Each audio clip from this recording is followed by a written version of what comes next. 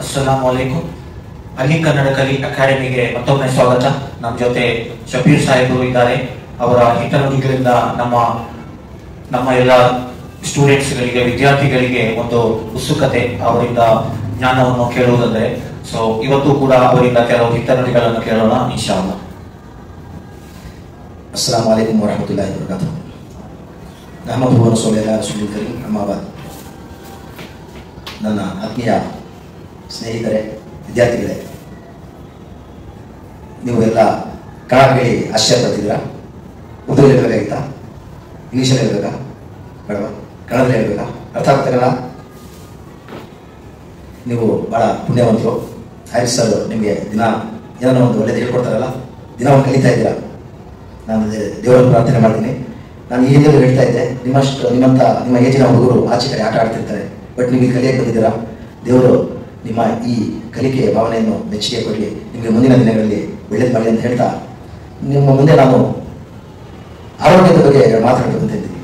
ದೇವರು ಸೃಷ್ಟಿಕರ್ತ ನಮಗೆ ಸೃಷ್ಟಿ ಮಾಡಿದಾಗ ಅಹ್ಸನುಲ್ ಖಾಲಿಖೀನ್ ಅಂದರೆ ಎಷ್ಟು ಸೃಷ್ಟಿಗಳಲ್ಲಿ ಎಷ್ಟು ಸೃಷ್ಟಿಗಳಿದೆಯೋ ಅದರಲ್ಲಿ ಒಳ್ಳೆ ಸೃಷ್ಟಿ ಮನುಷ್ಯ, ಒಳ್ಳೆ ಸೃಷ್ಟಿ ಮನುಷ್ಯ. ಅದರಲ್ಲಿ ಆರೋಗ್ಯ ಬಹಳ ಒಳ್ಳೆಯದು, ಮುಖ್ಯ. ಆರೋಗ್ಯ ಅನ್ನೋದು ಬಹಳ ಮುಖ್ಯ.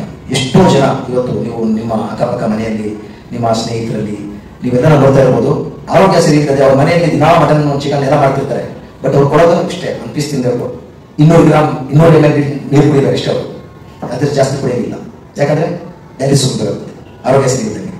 ಸೊ ಅದಕ್ಕೆ ದೇವರು ನಮಗೆ ಆರೋಗ್ಯ ಕೊಟ್ಟಿದ್ರಲ್ಲ, ಅದನ್ನು ಕಾಪಾಡ್ಕೊಂಡು ಹೋಗ್ಬೇಕು. ಮನೆ ಯೂಟ್ಯೂಬಲ್ಲಿ ರೀಲ್ಸಲ್ಲಿ ಎಲ್ಲ ನೋಡ್ತಿರ್ತೀರ, ಒಂದು PUC ಮಗು ಸತ್ತೋಯ್ತು ಬಿಕಾಸ್ ಆಫ್ ಲೋ BP ಅಂತ. ನೋಡಿದ್ದೀರಾ? ಕೇಳಿದಿರಾ? ಯಾಕೆ ಅಂದರೆ ಕಾರಣ ಏನೇ ಇರ್ಬೋದು. ನಾವು ಯೋಚನೆ ಮಾಡಿದಾಗ ನಮ್ಮ ತಂದೆ ತಾಯಿಗಳು ನಮಗೆ ಆರೋಗ್ಯಕರ ಪದಾರ್ಥ ಅಡುಗೆ ಮಾಡಿ ಬೆಳಿಗ್ಗೆ ಟಿಫನ್ ಮಾಡಿ ತಿನ್ನಿರಿ ಅಂತ ತಂದಿಡ್ತಾರೆ. ಬಟ್ ನಾವೇನು ಮಾಡ್ತೀವಿ? ಇದು ತಿನ್ನಲ್ಲ, ನಾವು ಅದು ತಿನ್ನಲ್ಲ, ನಮ್ಗೆ ಇದು ಬೇಕಾಗಿಲ್ಲ, ನಾವು ಬ್ರೆಡ್ ತಿಂತೀವಿ, ಇಲ್ಲ ಅಂದರೆ ಸ್ನ್ಯಾಕ್ಸ್ ತಿಂತೀವಿ, ಇಲ್ಲ ಬರ್ಗರ್ ತಿಂತೀವಿ ಅಂತ ಹೇಳಿ ರಿಜೆಕ್ಟ್ ಮಾಡಿ ಹೋಗ್ತೀವಿ. ನಮ್ಮ ತಂದೆ ನಮ್ಮ ದುಡಿದು ಬಂದು ನಮ್ಮ ತಾಯಿ ಅಡುಗೆ ಮಾಡಿ, ಕೈಯಿಂದ ಅಡುಗೆ ಮಾಡಿ ನಮ್ಮ ಮಕ್ಕಳು ಚೆನ್ನಾಗಿ ತಿನ್ನಲಿ ಅಂತ ಅಡುಗೆ ಮಾಡಿಕೊಡ್ತಾರೆ. ಆದ್ರೂ ನಾವೇನು ಮಾಡ್ತೀವಿ? ನೆಗ್ಲೆಕ್ಟ್ ಮಾಡಿ, ನಿರಾಕರಿಸಿ, ಊಟ ಮಾಡ್ದಂಗೆ, ಟಿಫನ್ ಮಾಡ್ದಂಗೆ ನೆಗ್ಲೆಕ್ಟ್ ಮಾಡಿ ಹೋಗ್ತೀವಿ, ನಿರಾಕರಿಸಿ ಹೋಗ್ತೀವಲ್ಲ. ಅದ್ರ ಪರಿಣಾಮ ಏನಾಗುತ್ತೆ? ಚಿಕ್ಕ ಮಕ್ಕಳಿಗೆ ಗೊತ್ತಾಗಲ್ಲ, ರಕ್ತ ಬಿಸಿ ಇರುತ್ತೆ, ಏನೂ ಗೊತ್ತಾಗಲ್ಲ. ಮುಂದೆ ಹೋಗ್ತಾ ಗೊತ್ತಾಗುತ್ತೆ ಒಂದು ಇಡ್ಲಿ ಅನ್ನ ತಿನ್ಬೇಕಂದ್ರೂ ಎಷ್ಟು ಕಷ್ಟ ಇದೆ ಅಂತ. ನಾವು ಇವತ್ತೆಲ್ಲ ಜಂಕ್ ಫುಡ್ ಅಂತ ಬಿದ್ದು ಮನೆ ಅಡುಗೆನ, ಮನೆ ಊಟನ ನಿರಾಕರಿಸ್ತಾ ಇದ್ದೀವಿ. ದಯವಿಟ್ಟು ಮಕ್ಕಳು ಅಡುಗೆನ, ನಮ್ಮ ಮನೆಯಲ್ಲಿ ಮಾಡಿರೋ ಊಟನ ನಿರಾಕರಿಸ್ಬೇಕು. ಏನು ಕೊಟ್ಟಿರ್ತಾನೋ, ಚಪಾತಿನೋ, ಅನ್ನನೋ, ರಸಮೋ, ಬಿರಿಯಾನಿನೋ, ಏನಿರುತ್ತೋ ಮನೆಯಲ್ಲಿ ಮಾಡಿರುವ ಅಡುಗೆನ ತಿನ್ಕೊಂಡು ಸ್ಕೂಲ್ಗೆ ಹೋಗಿ. ದಯವಿಟ್ಟು ಹೋಗ್ತಾ ನಾವು ಇಡ್ಲಿ ಕಟ್ಕೊಂಡು ಹೋಗ್ತೀವಿ, ಅಲ್ಲಿ ಹೋಗ್ತಾ ಬೇಕರಿಯಲ್ಲಿ ನಾವು ಬ್ರೆಡ್ ಸಿಗುತ್ತೆ ತಿನ್ಕೊಂಡು ಹೋಗ್ತೀವಿ ಅಂತ ದಯವಿಟ್ಟು ನಿರಾಕರಿಸ್ಬೇಕು. ಇದರಿಂದ ನಿಮ್ಗೆ ಆರೋಗ್ಯ ಕೆಟ್ಟೋಗುತ್ತೆ, ನಿಮ್ಗೆ ನಮ್ಮ ತಂದೆ ತಾಯಿಗೆ ಮನಸ್ಸು ಆಗುತ್ತೆ. ನಾನು ಅಡುಗೆ ಮಾಡಿದ ನಮ್ಮ ಮಕ್ಕಳು ತಿಂದಿಲ್ವಲ್ಲ ಅಂತ ಮನಸ್ಸು ನೋಡ್ತಾರೆ. ಆಮೇಲೆ ಎಲ್ಲೋ ಹೋಟ್ಲಲ್ಲಿ ಅವ್ರು ಏನು ಮಾಡಿರ್ತಾರೋ, ಎಂಥದ್ದು ಮಾಡಿರ್ತಾರೋ, ಏನು ಒಳ್ಳೆ ಪದಾರ್ಥ ಹಾಕಿರ್ತಾರೋ ಇಲ್ವೋ, ಯಾವ ಎಣ್ಣೆ ಹಾಕಿರ್ತಾರೋ ಗೊತ್ತಿರಲ್ಲ, ಇಲ್ಲಿ ಸತ್ತಿಗಿರುತ್ತೋ, ಎಣ್ಣೆ ಸತ್ತೋಗಿರುತ್ತೋ ಏನೂ ಗೊತ್ತಿರಲ್ಲ. ಅದಕ್ಕೆ ದಯವಿಟ್ಟು ಮನೆಯಿಂದ ಏನು ಕೊಟ್ಟಿರ್ತಾರೋ ದೇವರು ಅದನ್ನ ತಿನ್ಕೊಂಡು ಅದೇ ಕಟ್ಕೊಂಡು ಹೋಗಿ ಸ್ಕೂಲ್ಗೆ ಹೋಗಿ. ಅಲ್ಲಿ ನಿಮಗೇನು ದಿನನಿತ್ಯ ಪಾಠ ಕಲಿಯೋದು, ಹೋಮ್ವರ್ಕ್ ಮಾಡೋದೆಲ್ಲ ಮಾಡಿ, ಬಟ್ ಮನೆ ಊಟನ ಯಾವತ್ತೂ ನಿರಾಕರಿಸ್ಬೇಕು. ಮೊನ್ನೆ 3ನೇ ಕ್ಲಾಸ್ ಮಗು ಹಾಕಿಟ್ ಆಗಿದೆ.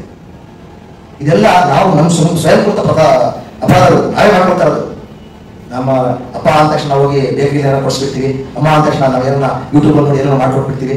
ಆರೋಗ್ಯಕರ ಪದಾರ್ಥ ಕೊಡಲ್ಲ, ಆರೋಗ್ಯಕರ ತಿಂಡಿ ಕೊಡಲ್ಲ, ನಾವು ತಿನ್ನಲ್ಲ. ಅದು ನಮ್ಮ ಆರೋಗ್ಯದ ಮೇಲೆ ಪರಿಣಾಮ ಬೀರುತ್ತೆ. ಅದಕ್ಕೆ ದಯವಿಟ್ಟು ಆರೋಗ್ಯನ ಕಾಪಾಡ್ಬಿಡಿ. ನಮ್ಮ ಧರ್ಮದಲ್ಲಿ ಏನಿರುತ್ತೆ ಗೊತ್ತಾ? ಇಸ್ಲಾಂ ಧರ್ಮದಲ್ಲಿ ಅರಿಮಚ್ಚಾನೋ 5 चीजों को 5 चीजों से पहले, मौत को जिंदगी से पहले, जवानी को बुढ़ापे से पहले, दौलत को गुर्बत से पहले, सेहत को बीमारी से पहले. ಸೊ ನಾವು ಇವಾಗ ಆರೋಗ್ಯದಲ್ಲಿದ್ದೀವಿ.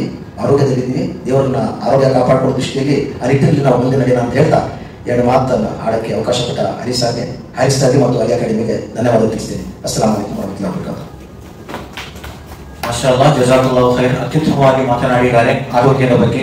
ಇದು ಒಂದು ಅತ್ಯುತ್ತಮವಾದ ಕಿವಿ ಮಾತು. ಎಲ್ಲ ಯುವ ಜನರು ಇದನ್ನು ಕೇಳಬೇಕು ಮತ್ತು ಪಾಲಿಸಬೇಕು ಅನ್ನುತ್ತಾ ನಾವು ಮುಂದಿನ ವಿಡಿಯೋದಲ್ಲಿ ಭೇಟಿಯಾಗೋಣ. ನಮ್ಮ ಚಾನೆಲ್ ಅನ್ನು ಶೇರ್ ಮತ್ತು ಸಬ್ಸ್ಕ್ರೈಬ್ ಮಾಡಿ. ಜಜಾಕಲ್ಲಾಹು ಖೈರ್. ಅಸ್ಸಲಾಮು ಅಲೈಕುಂ.